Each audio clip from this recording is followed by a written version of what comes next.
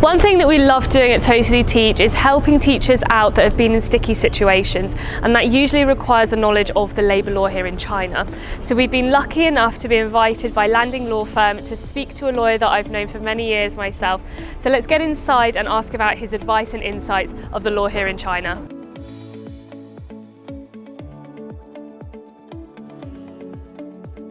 Hi everyone, we're here today with Fei, someone that you're very grateful for when he's there but that you hope you never need.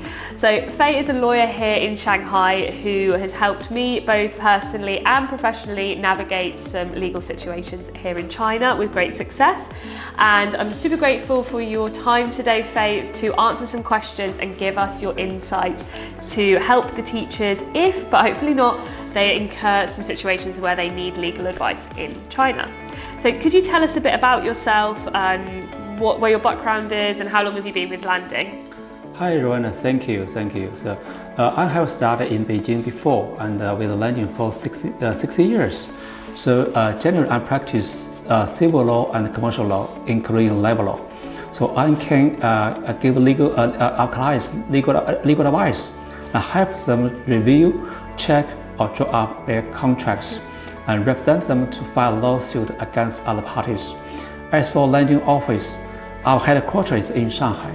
So we have around 1,000 lawyers across China. 1,000? Yeah. Oh, wow. So we have different offices in major cities, including Beijing, Shanghai, Shenzhen, and Guangzhou.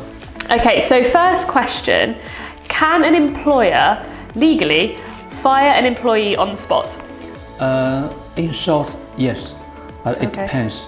For instance, if the employee commits a crime, the employer can fire the employee immediately. So under some circumstances, even if the employee doesn't have any fault, the employer can fire the employee immediately.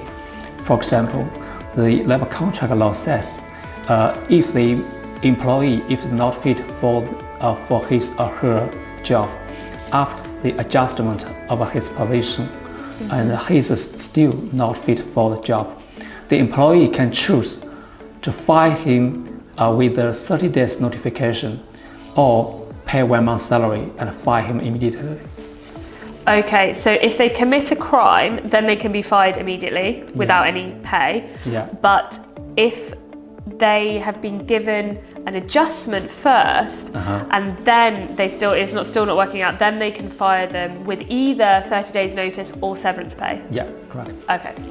So if we flip it around and the employee wants to leave their job, so they want to resign, what's the legal process that one of our teachers would need to follow if they want to resign with their school, and what should they include in that all-important resignation letter? The employee shall notify the employee based on their contract. Okay. So if the contract says that the employee shall notify the employee 2 months in advance, the employee shall notify the employee 2 months in advance rather than 1 month or 30 days in advance. Secondly, the employee shall put the specific reason for the resignation on the resignation letter. For example, the employee shall says that I resign because you did not pay my salary on time or full salary. So I resign because you did not pay social insurance for me. And in case of dispute, employee can file the objection against the employee based on the resignation letter. So the content of the resignation letter is more important.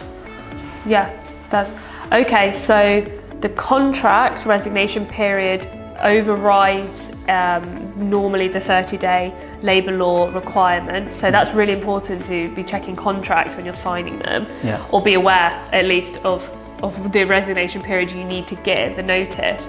And that sounds really important, the resignation letter. So the reason that you're resigning, which obviously makes a difference as to if anything happens subsequently. But also I can imagine like the date, so you've got that on, probably quoting your contract notice period and things like that. So I think it is really important if a teacher is thinking about this to probably contact someone like yourself to make sure that they've hit the points needed to just cover yourself in that situation, right? Yeah.